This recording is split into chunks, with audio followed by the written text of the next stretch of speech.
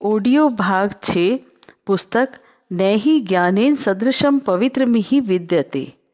यद्यपि आजकल की समूची शिक्षा व्यवस्था ही दोषपूर्ण है, आवश्यकता उसमें आमूल चूल परिवर्तन करने की है। इसका शुभारंभ अध्यापकों द्वारा अपना महत्व समझने तथा विद्यार्थियों के प्रति उत्तरदायित्व अनुभव करने से होना चाहिए। प्राचीन काल में हमारे देश में अध्यापकों को गुरु कहा जाता था। बच्चे जैसे ही कुछ बड़े होते और थोड़ा बहुत सोचने समझने लगते, उनका वेदारंभ संस्कार करा दिया जाता और उन्हें योग्य गुरु के संरक्षण में किसी आश्रम में भेज दिया जाता था। बालक आश्रमों में ही अपना सारा समय व्यतीत करता था।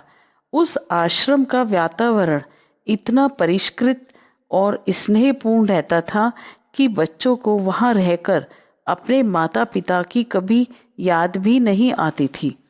आश्रम के कुलपति आचार्य के सानिध्य में रहकर उनका स्नेह पीयूष पीकर और उनके ज्ञान व अनुभव से अपने व्यक्तित्व के कंचन को तपाकर निकलता था। गुरुकुलों से विदा होते समय छात्र इस योग्य हो जाते थे कि वे अपने पारिवारिक और सामाजिक उत्तरदायित्वों को कुशलतापूर्वक निभा सकें। बचपन में कोरे कागज की तरह गुरुकुल भेजे जाने वाले छात्र गुरुकुल से लौटते समय जीवनों उपयोगी सभी विद्याओं में पारंगत और चरित्र तथा व्यक्तित्व की दृष्टि से एक श्रेष्ठ नागरिक बन जाते थे। इस सब का श्रेय उस समय गुरुकुल के आचार्यों को ही दिया जाता था और वे सारा समय विद्यार्थियों को योग्य बनाने में व्यस्त रहते थे। उस समय के अध्यापकों या कि गुरुओं का स्वरूप एक तपस्वी, वत्सलतापूर्ण अभिभावक और व्यक्तित्व के माध्यम से शिक्षा देने वाले ऋषि का होता था, ना कि कोई लौकिक आकर्षण। उस व्यवस्था को ज्यों क्या तो पुनः लौटाया नहीं जा सकता, परंतु जिन आदर्शों के आधार पर वह व्यवस्था संचालित होती थी, उन्हें तो स्थापित किया ही जा सकता है। आज के युग में आर्थिक आवश्यकताओं की भी उपेक्षा नहीं की जा सकती। पहले गुरुकुलों की व्यवस्था जन सहयोग से ही चलती थी। सहज श्रद्धा से प्रेरित होकर सम्मानपूर्वक लोग जो कुछ देते थे, उसके अतिरिक्त अपने छात्रों को साथ लेकर श्रम द्वारा जीवनोपयोगी आवश्यकताओं का उत्पादन किया जाता था। अब छात्रों का शिक्षण अध्यापक करते हैं और अध्यापकों का निर्वाह उन्हें मिलने वाले वेतन से चलता है। प्राचीन काल में शिक्षकों गुरुओं द्वारा इस संबंध में कोई बहुत बड़ी आर्थिक अपेक्षाएं नहीं की जाती थी। विलासिता के स्थान पर सादगी, सुविधाओं के स्थान पर तपस्वी जीवन ही उनका आदर्श होता था। अध्यापकों का आदर्श भी यही होना चाहिए। उन्हें साधनों सुविधाओं की मांग करने, वैभवपूर्ण जीवन व्यतीत करने के स्थान पर अपनी गरिमा को सार्थक करने पर अधिक ध्यान देना चाहिए। संपन्न जीवन व्यतीत करने के लिए औरों की देखा देखी प्रतिस्पर्धा और भाग दौड़ में ही अपनी शक्तियां लगाई जाती रहें तो फिर मूल उद्देश्य क्षीण हो जाता है। साधन सुविधाएं बढ़ा लेने पर दूसरों की दृष्टि में बड़ा आदमी भले ही बना जा सके, पर उससे अपने महान दायित्व को पूरा करने में कोई सहायता मिलने की अपेक्षा अवरोध ही ज़्यादा खड़े होते हैं। वैसे भी अध्यापकों को कोई ज़्यादा वेतन नहीं मिलता।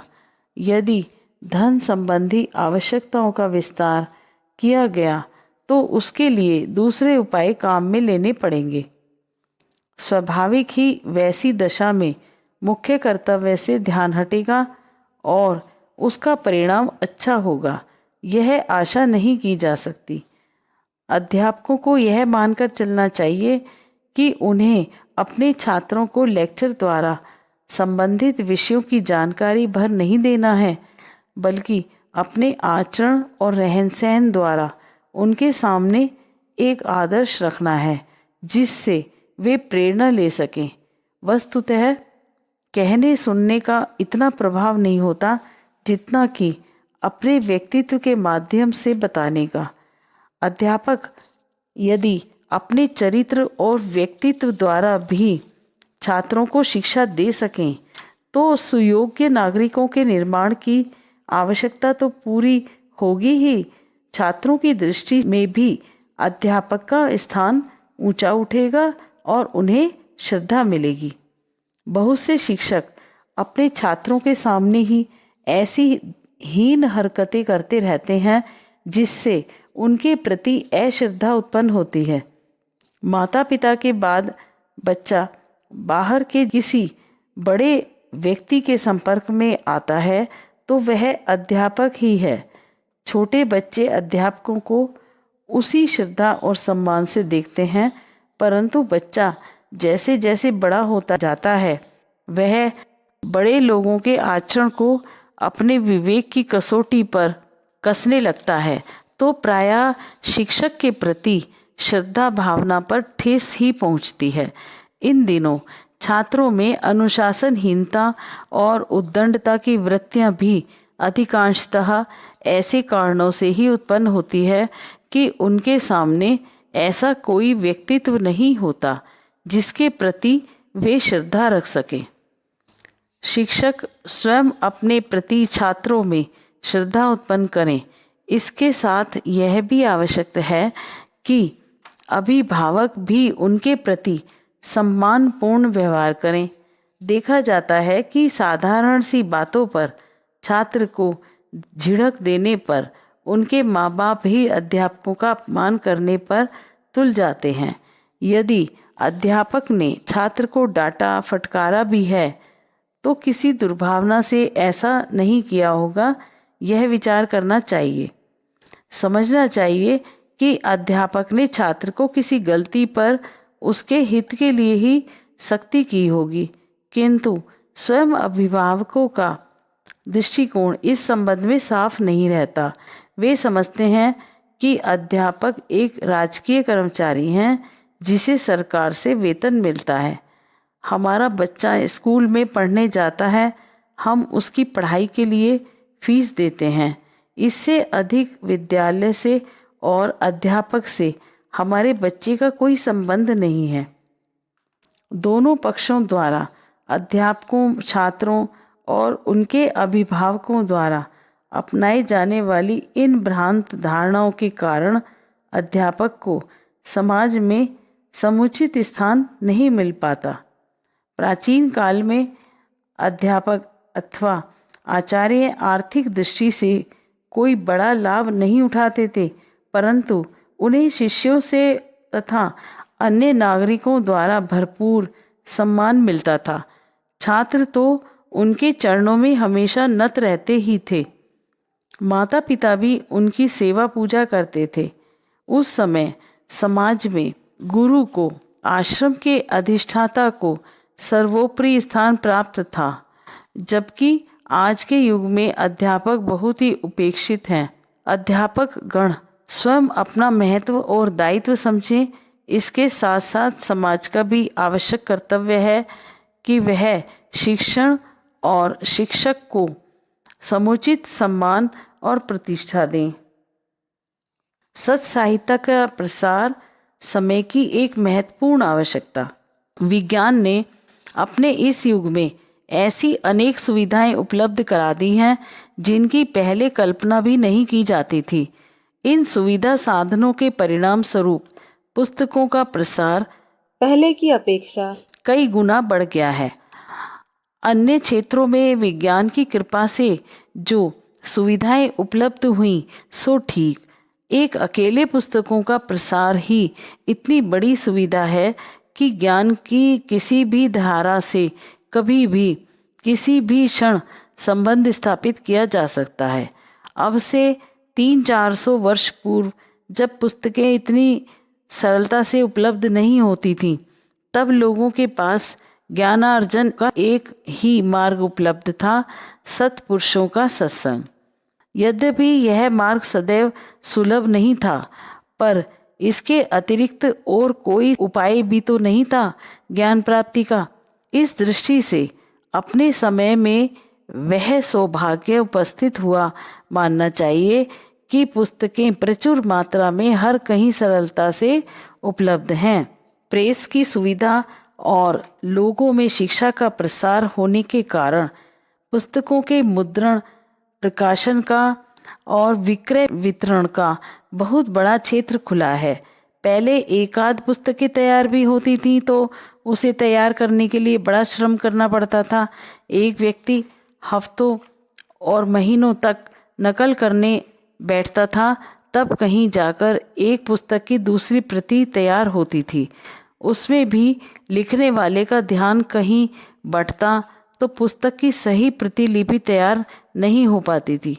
अब ऐसा श्रम नहीं करना पड़ता है। यह सुविधा पिछले 200 वर्षों से ही उपलब्ध हुई है और इन 200 वर्षों के पूर्व कोई भी पुस्तक इतनी प्रचलित नहीं हुई जितनी कि इस अवधि में। अकेले रामचरितमानस ही इन दिनों इतनी अधिक लोकप्रिय हुई है कि इसकी लाखों करोड़ों प्रतियां तैयार की जा चुकी हैं। यह प्रेस और प्रकाशन की सुविधा उपलब्ध होने के कारण ही संभव हो सका है। अन्यथा जिन दिनों प्रेस नहीं थे उन दिनों लोगों के पास रामचरितमानस की कुछ 100 प्रतियां ही रही होंगी और उन्हीं का उपयोग किया जाता रहा होगा। कहने का आशय यह है कि विज्ञान की सहायता से लोगों को ज्ञान विज्ञान के साधन भी सहजता से उपलब्ध हुए हैं और पुस्तकें बहुत सस्ते में सरलता से प्राप्त होने लगी हैं। यह एक पक्ष हुआ। इसका दूसरा पक्ष भी है और वह यह कि प्रेस तथा प्रकाशन की सुविधा से एक प्रकार से अनर्थ भी हुआ है। अनर्थ इसलिए कि इस सुविधा का लाभ उठाकर कई व्यावसायिक मनोवृत्ति के लोग साहित्य के माध्यम का दुरुपयोग करने लगे। इस मनोवृत्ति के कारण बाजार में मनोरंजन के लिए निकृष्ट स्तर का साहित्य प्रचुर मात्रा में आ रहा है तथा बहुधा दिग्भ्रांत करने वाला साहित्य लोगों की रुचि को विकृत बना रहा है। मनोरंजन के लिए लोग भी सहज ही इस ओर झुक जाते हैं। जैसा कि देखा जाता है, अधिकांश व्यक्ति स्वास्थ्यवर्धक फलों और खाद्य पदार्थों की अपेक्षा चाट पकोड़े, चाय, सिगरेट आदि का शौक पाल लेते हैं, कारण कि इनसे चटपटा खाने की अभ्यस्त चटोरी जीभ को तृप्ति मिलती है। उसी प्रकार लोग ज्ञानवर्धक, रुचिपूर्ण और जीवन में सत्य तत्वों का अभिवर्धन करने वाले साहित्य की अपेक्षा उत्तेजक, सस्ता मनोरंजन करने वाली पुस्तकें ज़्यादा पढ़ते हैं। इस प्रकार की कुत्सित पुस्तकें लोकप्रिय होने और उन्हें लोकप्रिय बनाने के लिए कौन जिम्मेदार है, यह एक अलग प्रश्न है। किंतु इतना तो कहा ही जा सकता है कि इस प्रकार की पुस्तकें सरलता से उपलब्ध होती हैं, इसलिए लोगों का आकर्षण और रुझान इस ओर सहज ही हो जाता है।